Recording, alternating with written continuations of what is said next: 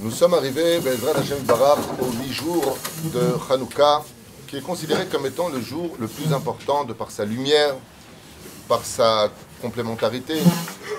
Nous avons Baruch Hashem allumé pendant ces 8 jours et maintenant c'est à nous de continuer d'être cette lumière que nous avons eue à la maison vers l'extérieur. Et Bezrat Hashem, d'arrêter nos chariots, d'arrêter d'être pathétique et d'être meilleur, d'être souriant, d'être agréable, à l'image d'une lumière qui brûle toutes les molécules négatives par conséquent. Au niveau de la halakha, Bezrat Hashem Yitbarach mutar lishpoch et anotar shemen beyom hashmini, peut-on ou pas jeter l'huile qui resterait de cette 8e lumière? Alors pour cela, il y a 3 conditions. Celui qui a acheté une bouteille d'huile pour la fête de Hanouka et qui n'a pas spécialement tout utilisé,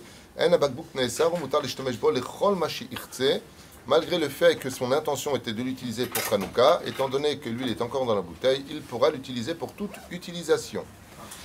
Bien sûr, faites attention d'avoir acheté de l'huile consommable, car il y a de l'huile qui n'est pas consommable et qui pourrait nuire à la santé. Deuxième chose, s'il a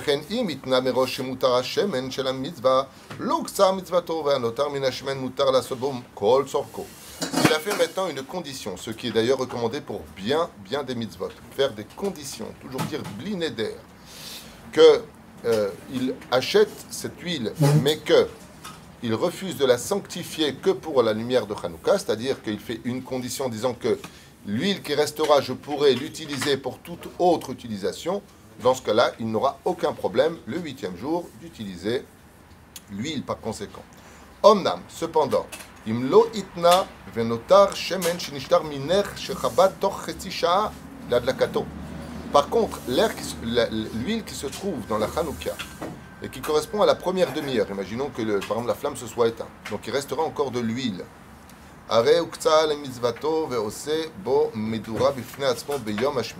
Comme le rapporte le Shulchan Aruch, Bezrat Hashem, dans ce cas-là, il est obligé de brûler cette huile car elle est sanctifiée, il ne peut pas l'utiliser pour autre chose. Et la reine, il sera obligé de la mettre de côté et de la brûler pour ne pas qu'elle soit utilisée. La deuxième question qui est très intéressante, c'est celui qui voudrait se débarrasser de sa Hanouka. Pourquoi? Eh bien, je trouve ça très beau, moi, pour les gens qui sont... ils veulent faire des beaux cadeaux pour Hanouka de Baïd, par exemple. On ne sait jamais quoi offrir. Une belle Hanouka, c'est un beau cadeau. Pito Maktoret, c'est un beau cadeau. Un verre en argent pour le kidouche, c'est un beau cadeau. Pour celui qui a les moyens. Sinon, Bezrat Hashem à sourire suffira. Aval Bofen Ikroni, celui qui veut se débarrasser de sa Hanouka. Est-ce que maintenant qu'il a fait la bracha dessus, étant donné qu'elle indigne de Hanouka, qui appartient à une mitzvah qui est annuelle, aurait-il le droit de la jeter tout simplement à la poubelle? Le Rav Ovadia a écrit Hanouka shirotze lezorka leachar chag dina ketashmish mitzvah velo ketashmish kedusha. C'est une utilisation pour la mitzvah. Elle n'est pas kadosh de par elle-même. La chen mikar adin mutar lezorka lapach. Miprinat halacha lemaaseh.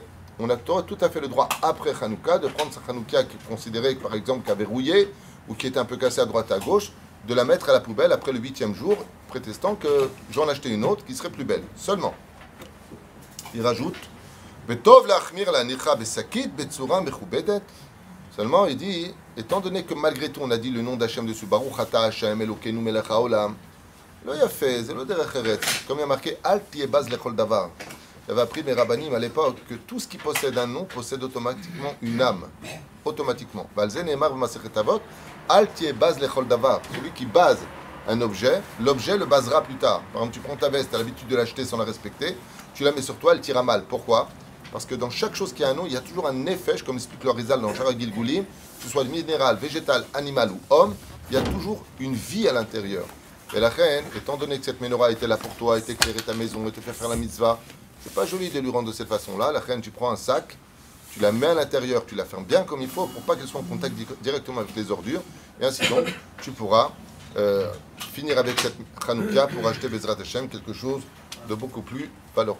Et les mèches, qu'est-ce qu'on en fait des mèches? Pareil, il faut les brûler, parce qu'il y a de l'huile dedans. C'est une bonne question. Il y a une ségoula. Alors, j'avais parlé de ça l'an dernier, mais j'avais peut-être pas enregistré, je sais pas. Mais il y a une ségoula de passer au-dessus des mèches et de faire un vœu pour tomber enceinte, par exemple pour une femme. Oui, c'est mieux pour une femme. pour une bonne parnassa, pour trouver son zivoug, il y a une âne de passer au-dessus de cette lumière qui vient de s'éteindre dans la journée du 8e jour. C'est très important de le faire. Bezrat Hashem, je ne sais pas ce que ça donnera, mais ce que je sais par contre, c'est que Adam Bemunato Yichye, la Emouna fait vivre et la Emouna donne de la réalité. Donc Bezrat Hashem, je souhaite avec ou sans cette ségoula que toutes les Bnei Israël yitratnu, kol Bnei Israël yitraten, Bezrat Hashem et Zivug Gagoun, qu'on ait le mérite d'avoir des maisons remplies de joie et de lumière. Le but, c'est pas de se marier, mais de le rester. Et le but, une fois que tu l'es, c'est de s'épanouir. Une fois que tu t'es épanoui, Bezrat Hashem, c'est de s'épanouir. Quoi? Sur l'huile d'olive qui nous reste des nérodes, après une cigoula de la garder et de la passer sur des endroits où, par exemple, on a une blessure ou quelque chose. Alors ça, c'est après la première demi-heure, j'en ai parlé aussi la dernière fois. On parlait de l'huile de la première demi-heure qui est la mitzvah. Mais si te reste de l'huile, par exemple, de la Hanouka que tu as mis de côté, ou après la demi-heure, il y a une ségoula pour la réfoua, de mettre sur les yeux, c'est un problème de yeux, sur le nez, c'est un problème de nez, sur les oreilles, c'est un problème des oreilles, sur la maca. J'avais lu ça et j'en avais parlé l'an dernier sur les ségoulottes de l'huile de Hanouka. En tout cas, quoi qu'il advienne, vous voyez qu'on parle toujours de l'huile et que la Torah est une. Baruch Adonai Leolam, amen, amen.